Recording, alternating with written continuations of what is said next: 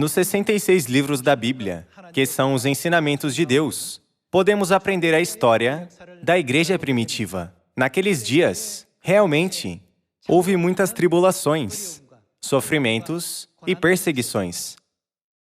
Quando os membros da igreja primitiva enfrentaram dificuldades e provações, com que tipo de fé eles puderam passar e vencer? Quando se trata da obra do Evangelho, da igreja primitiva, não é exagero dizer que a esperança ao céu foi tudo o que ocupava a sua fé. Nestes dias, muitas igrejas ao nosso redor desmoronam. Ao observarmos, vemos que, na maioria dos casos, elas procuram viver uma vida melhor, com melhores comidas e melhores roupas nesta terra, ao invés de ter esperança pelo céu. Como eu posso ter uma vida mais glamourosa? Como eu posso viver mais confortavelmente?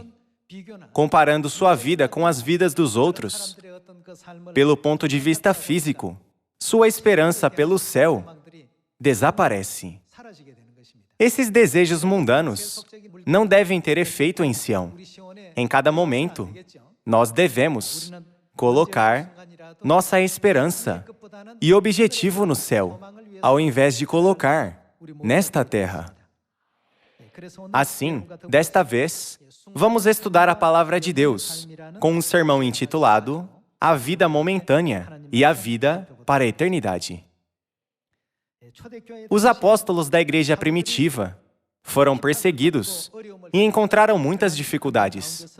Contudo, eles sempre pregaram sobre o reino de Deus para as pessoas do mundo, porque colocaram a sua esperança e o seu objetivo de vida no eterno reino dos céus, não neste mundo.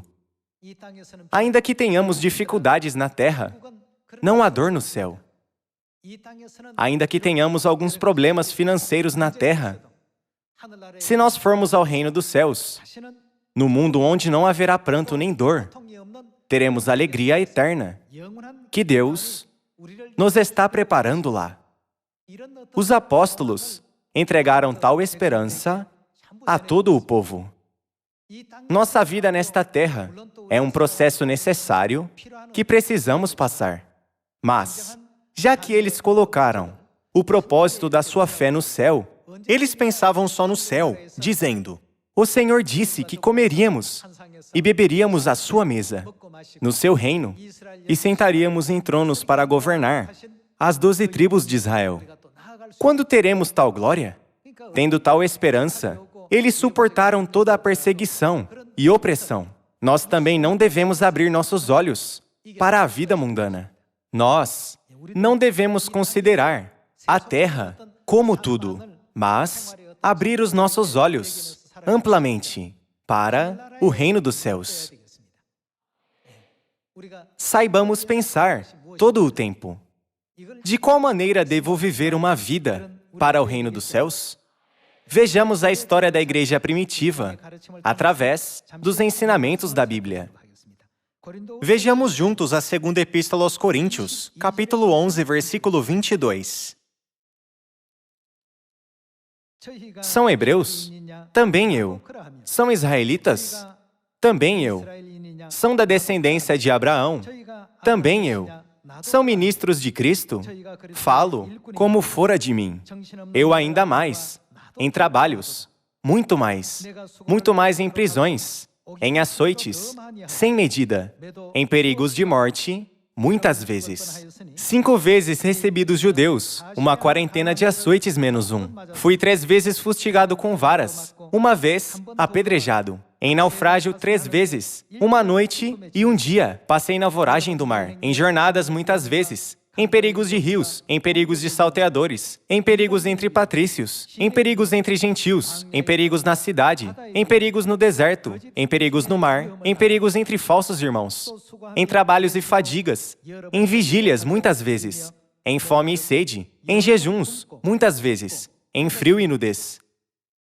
Além das coisas exteriores, há o que pesa sobre mim diariamente: a preocupação com todas as igrejas. Quem enfraquece que também eu não enfraqueça? Quem se escandaliza? Que eu não me inflame? Se tenho de gloriar-me, gloriar-me-ei no que diz respeito à minha fraqueza. Este é o registro do apóstolo Paulo, na sua segunda epístola aos Coríntios. Ele foi fustigado com varas 3 vezes, recebeu uma quarentena de açoites -1, 5 vezes. Foi apedrejado, em naufrágio 3 vezes, uma noite e um dia passou na voragem do mar, e em jornadas, muitas vezes. Ele esteve em perigos de rios, salteadores, patrícios e gentios, e em perigos na cidade, no mar e entre falsos irmãos. Enquanto pregava o evangelho, ele trabalhava e saía sem dormir. Ele teve fome e sede, e esteve com frio e nu. Mas ele não largou a obra do evangelho. Houve uma razão. Ele sempre ansiou pelo céu. Pela perspectiva das pessoas do mundo, o apóstolo Paulo não estava tendo um negócio lucrativo. Ninguém o elogiou pelo seu trabalho. Mas ele trabalhou diligentemente para o evangelho, porque ele não podia se esquecer da glória do terceiro céu que Deus lhe mostrou, já que ele acreditava absolutamente na existência do eterno reino dos céus. Nada na terra ou no mundo podia balançar seu coração ou sua fé. Pessoal, coloquemos nossa esperança ainda mais no reino dos céus. Nossa fé não é para ser mostrada a outro alguém. Realmente, nós precisamos pensar: Deus se agrada quando Ele vê minha fé? Quando os anjos do céu me veem, minha fé é boa o suficiente para que eu não sinta vergonha? Se dissermos aos que têm desejos apenas deste mundo, para que vivam como o apóstolo Paulo, eles não farão isso. Nenhum deles pode fazer isso. Pois então, o que aconteceu com Demas? Ele era um cooperador do apóstolo Paulo. Ele o seguiu para pregar o evangelho. Mas podemos ver que, enquanto isso, um dia Paulo disse: Demas, tendo amado o presente século, me abandonou. A esperança celestial de Demas era mais fraca do que o seu desejo secular. Porém, Paulo tinha mais esperança celestial do que um desejo secular. Paulo sempre pensou: como eu posso receber mais bênçãos quando for ao céu? Como eu posso glorificar mais a Deus? Como Paulo sempre esteve ansioso pelo reino dos céus. Relativamente, às vezes, ele era rejeitado pelas pessoas neste mundo terreno. E às vezes, não podia comer o suficiente, nem vestir roupas apropriadas. E às vezes, passou frio e esteve nu e com fome. Ele fez mais esforços e trabalhou grandemente para o evangelho do que todos. Mas ele não se gloriou sobre si mesmo. Ele considerou que foi o trabalho que teve que fazer. Com respeito à fé da igreja primitiva, quando estudamos a sua história, havia 2 grupos de pessoas. As pessoas que tinham mais esperança para o céu e as pessoas que tinham mais desejo para o mundo. Vamos tomar Judas Iscariotes como exemplo.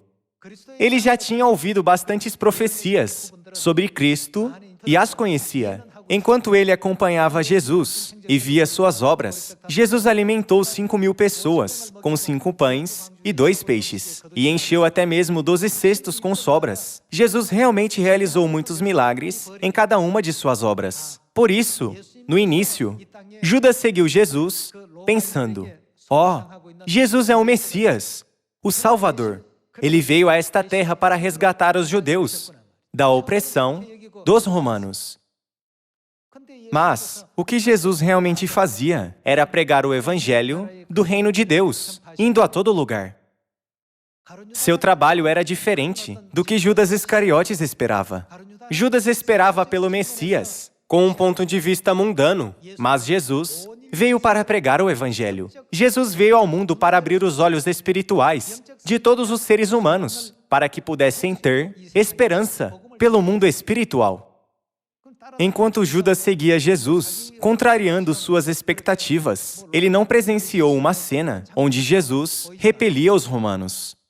Quando os sumos sacerdotes e os fariseus ficaram de pé contra ele e falaram mal dele, Judas esperou que Jesus mostrasse algum tipo de poder sobrenatural para puni-los através de uma única palavra, pensando que se ele fosse o Messias e o Filho de Deus, deveria fazer isso. Mas Jesus não fez nada disso. O que Cristo fez, com grande cuidado, foi abrir os caminhos diante de todos, para que pudessem ter os olhos que veem o reino dos céus. Em pouco tempo, Judas Iscariotes perdeu sua fé em Jesus. Como resultado, ele vendeu Jesus por 30 moedas de prata. Nos dias da igreja primitiva, havia pessoas que tinham desejos físicos e pessoas que tinham esperança pelo céu eterno. Suas vidas eram completamente diferentes. As pessoas como Paulo não tinham suficiente alimento, nem roupas. Paulo foi tratado humildemente, como um servo. Mas ele considerou tais coisas como alegria. Por que isso? Porque ele esperou pelo céu. Ele genuinamente creu que todas as suas obras se tornariam bênçãos acumuladas no céu. Contudo, os que são como Judas Iscariotes e Demas não fizeram o mesmo. Eles amaram mais a este mundo. Eles ficaram encantados pela vida momentânea e visível da terra. Através da história da igreja primitiva, Deus nos mostra claramente dois grupos: quem será salvo e quem não será salvo, mesmo dentro da verdade.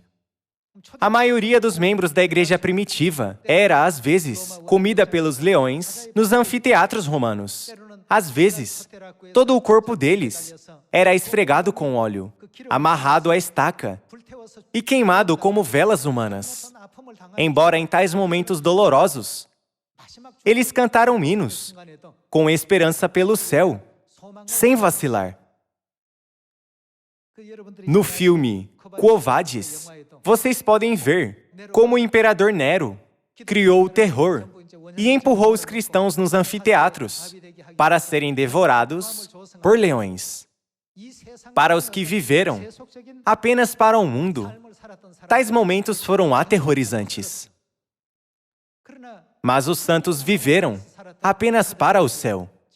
Foi por isso que eles todos sorriram e aceitaram as tribulações com alegria. Todos eles cantavam juntos, hinos de esperança celestial. O imperador Nero disse: faça aqueles cristãos pararem de cantar. Mas isso não era algo que ele podia deter. Se eles tivessem pertencido a este mundo, eles poderiam ter parado de cantar. Mas o coração deles pertencia ao céu. Por isso, nada podia pará-los. Se houvesse pessoas comuns, ficariam aterrorizadas e implorariam para serem salvas, dizendo: eu não acreditarei em Jesus, na tentativa de evitar a perseguição. Mas os santos abraçaram essas tribulações e perseguições. Nós não sabemos quais cânticos cantavam, porque não há registros bíblicos. Mas, se considerarmos isso, nesta época moderna, eles devem ter cantado cânticos como O Brilhante Caminho ao Céu, todos juntos. Até mesmo quando seus braços foram rasgados e pernas foram mordidas por leões, em meio às dores, eles não se importaram com a dor momentânea. Eles pensaram: depois destes momentos, nós viveremos no eterno reino dos céus. Nós comeremos juntos com o Senhor na mesma mesa. Nós julgaremos as 12 tribos de Israel e desfrutaremos da vida eterna e da felicidade para sempre no céu, onde não há mais morte, dor nem sofrimento. Os santos da igreja primitiva tiveram tal fé. Por isso, eles não se importaram com a opressão e problemas do mundo. Eles ficaram felizes em ser perseguidos pelo nome de Cristo. Eles, voluntariamente, abraçaram as dificuldades que passaram como cristãos. A maior força motriz para os santos da igreja primitiva vencerem as dificuldades e guardarem sua fé foi a fé em Deus e a esperança pelo céu. Eles não foram patéticos de dizer: eu jamais crerei em Jesus, liberte-me. Eles foram fiéis. Logo, eu encontrarei o Senhor na eterna pátria celestial. Qual é o objetivo de viver miseravelmente no mundo? A esperança no reino dos céus era tudo na vida dos santos, da igreja primitiva. Hoje, nós estamos vivendo na época do Espírito Santo, esperando pela vinda de Cristo. Os registros de como os santos da igreja primitiva guardaram sua fé são dados a nós como sombra e exemplo, certo? Todos eles escolheram viver para a eternidade, ao invés de viver por um momento. Pensando, será que queremos a vida momentânea e transitória na Terra?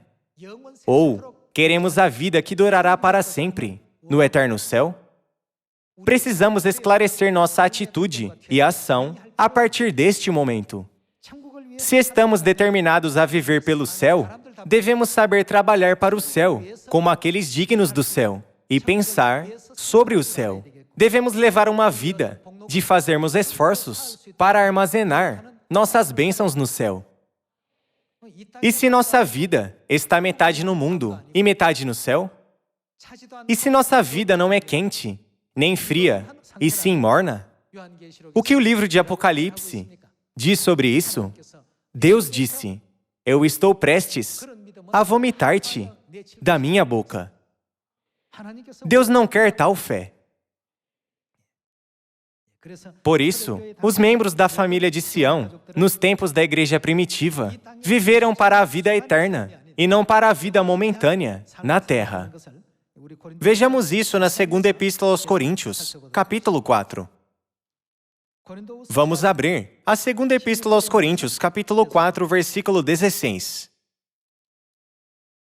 Por isso, não desanimamos. Pelo contrário, mesmo que o nosso homem exterior se corrompa, contudo, o nosso homem interior se renova de dia em dia, porque a nossa leve e momentânea tribulação produz para nós eterno peso de glória, acima de toda comparação, não atentando nós nas coisas que se veem, mas nas que se não veem. Este mundo visível é transitório, que passa num piscar de olhos. É um mundo tridimensional, onde nosso corpo físico pode sentir, ver e ouvir. Mas o mundo invisível é um mundo quadridimensional, ou quintodimensional, que é o espiritual. Versículo 18 novamente. Não atentando nós nas coisas que se veem, mas nas que se não veem, porque as que se veem são temporais, e as que se não veem são o quê? Eternas. Pessoal, a Bíblia não é a palavra do nosso Deus? Toda a palavra da Bíblia é verdadeira. Já que estamos convencidos de que a Bíblia nos ensina a verdade, precisamos perguntar a nós mesmos se é sábio ou não desistir das coisas eternas por coisas temporárias. Os santos da igreja primitiva escolheram a eternidade e desistiram do momento.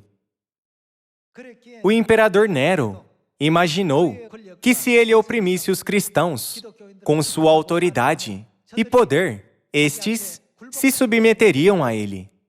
Mas, diferente do que ele esperava, eles acumularam eternas bênçãos celestiais, cada vez mais, vivendo cheios de graça e fé. Eles pareciam insanos aos olhos de Nero. Ele pensou, eles são completamente malucos. Como podem ficar tão calmos diante da morte? Pessoas comuns teriam implorado, chorando e rogando, a fim de evitar a morte, e teriam desistido até mesmo da sua fé. Mas os cristãos aceitaram alegremente o momento de martírio. Por que isso? Isso porque creram que o tempo para encontrar com o Senhor estava perto.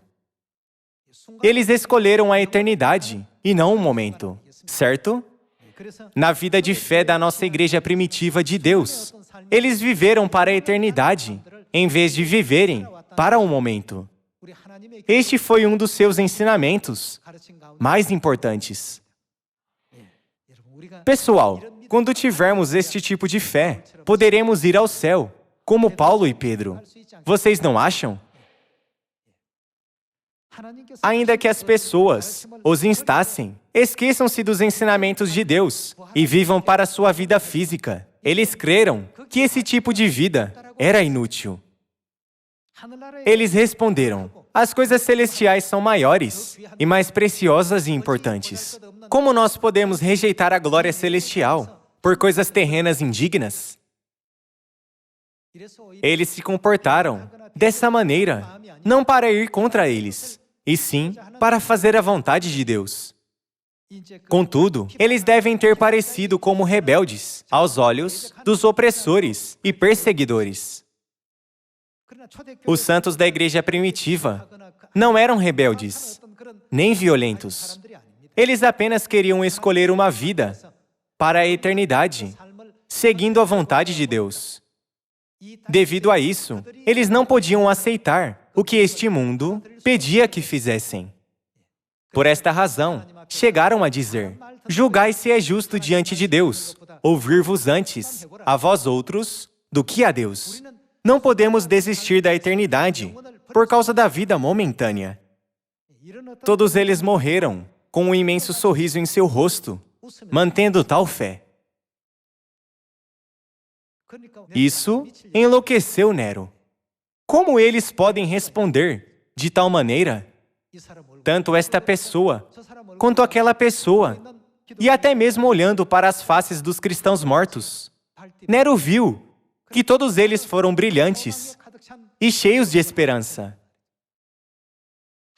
Nós precisamos examinar nossa fé e perguntar a nós mesmos se andamos ansiosos apenas por esta vida terrena, sem esperança celestial, ainda que digamos crer em Deus. Nos dias da igreja primitiva, os santos tiveram tal fé forte. Assim, todos eles puderam vencer as tribulações que foram tão severas e os sofrimentos que foram tão dolorosos. Durante a época apostólica, a igreja manteve a fé mais desejável e a esperança mais forte para com o reino dos céus. Vejamos a Epístola aos Romanos, capítulo 8, versículo 13.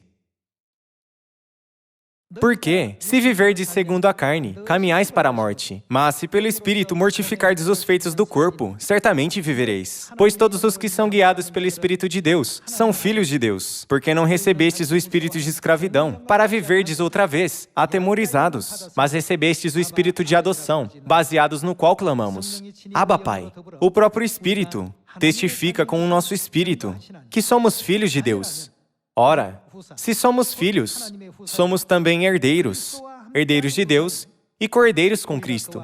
Se com Ele sofremos, também com Ele seremos glorificados. Porque para mim tenho por certo que os sofrimentos do tempo presente não podem ser comparados com o quê? Isso significa que a glória é além de toda comparação. A glória que Deus tem preparado para nós é tão grande e bela. Mas, e se falharmos em compreender isso, apenas vindo a Sião, sem ter esperança ao céu, é um absurdo fazer isso. Todos os ministros pastorais e outros detentores de título e posição na nossa Sião devem servir de guia que orienta os membros ao céu. Temos de lembrar as pessoas do reino de Deus, porque elas continuam se esquecendo disso, enquanto desfrutam dos prazeres mundanos. Esta é a missão, a qual todos os nossos detentores, ou membros, que foram chamados mais cedo, devem levar a cabo. Na Bíblia, está escrito: 2 mulheres estarão moendo, uma será tomada e deixada a outra. Por que uma delas será tomada e a outra deixada? Elas têm diferentes metas nas suas mentes. Uma delas somente foca na meta da fé, que é a vida eterna no reino dos céus. A outra tem uma fé morna, que a faz pensar: parece que esta verdade é certa, e eu acho que Deus me abençoaria, ainda que eu trabalhe de maneira livre. Está tudo bem eu desfrutar apropriadamente de alguns prazeres nesta terra, indo à igreja apenas uma vez nos dias de sábado. Nesta terra, quer em ilhas, quer na Coreia, o lugar onde vivemos não é importante. A primeira coisa que devemos compreender é por que estamos aqui, na terra, não é mesmo? Porque pecamos no céu, fomos expulsos a esta terra. Não é um grande assunto se somos pessoas de alta classe ou escravos nesta terra, já que todos nós fomos expulsos a esta terra por nossas almas pecarem no céu. Então, devemos voltar ao céu através da remissão de pecados que Deus nos concede nesta terra. Assim, devemos nos preparar para voltar ao nosso lar, que deixamos, certo?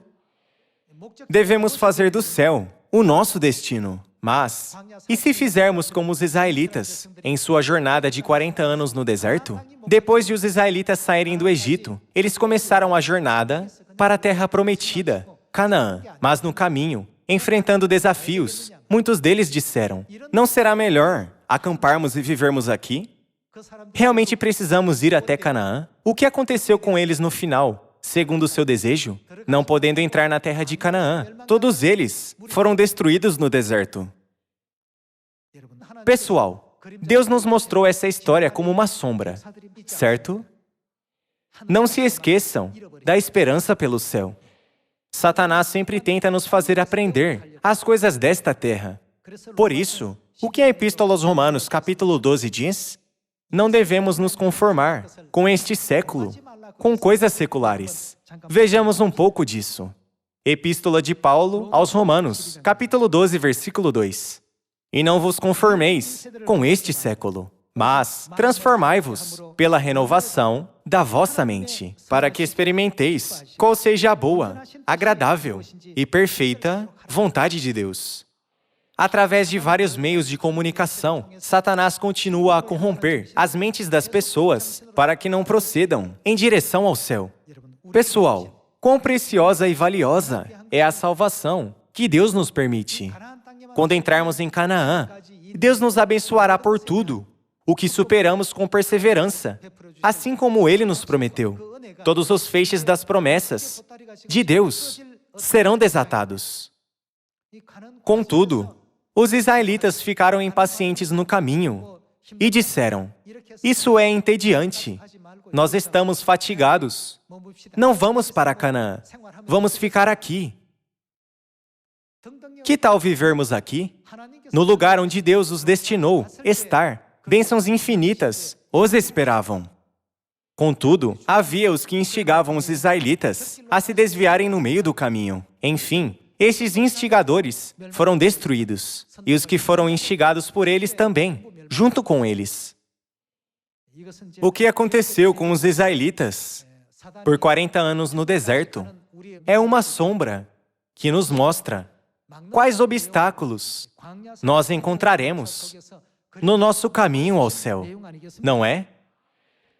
Nós, o povo de Sião, não vamos focar apenas nas nossas vidas temporárias terrenas, e sim, tenhamos os olhos espirituais para ver nossa vida eterna. Vejamos a primeira epístola de João, capítulo 2, versículo 15. Não ameis o mundo, nem as coisas que há no mundo. Se alguém amar o mundo, o amor do Pai não está nele, porque tudo o que há no mundo, a concupiscência da carne, a concupiscência dos olhos e a soberba da vida, não procede do Pai, mas procede do mundo. Ora, o mundo passa, bem como sua concupiscência. Aquele, porém, que faz a vontade de Deus, permanece eternamente. O mundo e todas as suas concupiscências passam com o passar do tempo. Contudo, Deus tem preparado um lugar para aqueles que fazem a vontade de Deus, viverem para sempre e eternamente. Jesus nos prometeu, na casa de meu Pai há muitas moradas, certo?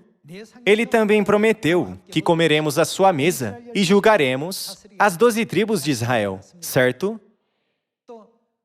Ele fez uma promessa conosco dizendo, eu lhes darei o glorioso reino, onde não há dor, morte, sofrimento nem pranto, e vocês reinarão lá, para todo o sempre.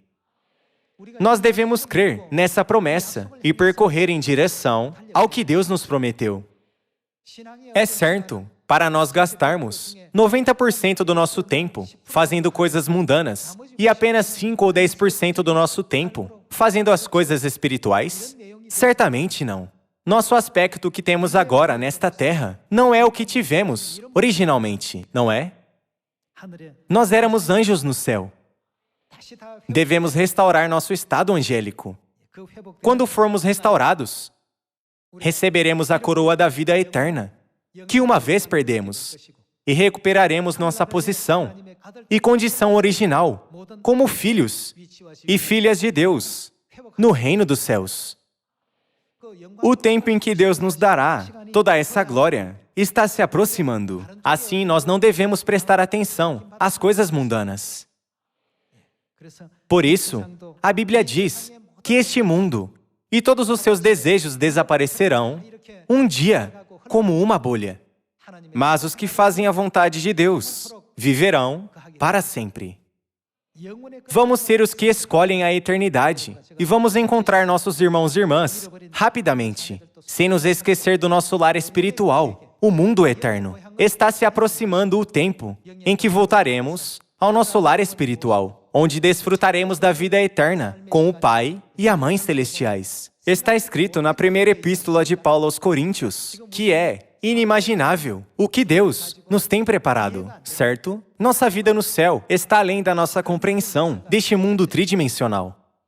No brilho das luzes brilhantes, viajaremos com o Pai e a Mãe celestiais, visitando a Ursa Maior hoje, a Órion amanhã e a Pleiades depois de amanhã. O céu não é limitado pelo tempo e espaço. Sermos limitados pelo tempo e espaço mostra que estamos numa prisão espiritual.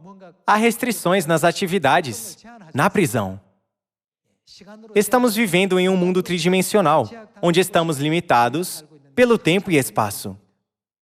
Mas, no mundo eterno onde iremos, não há limitações do tempo e do espaço.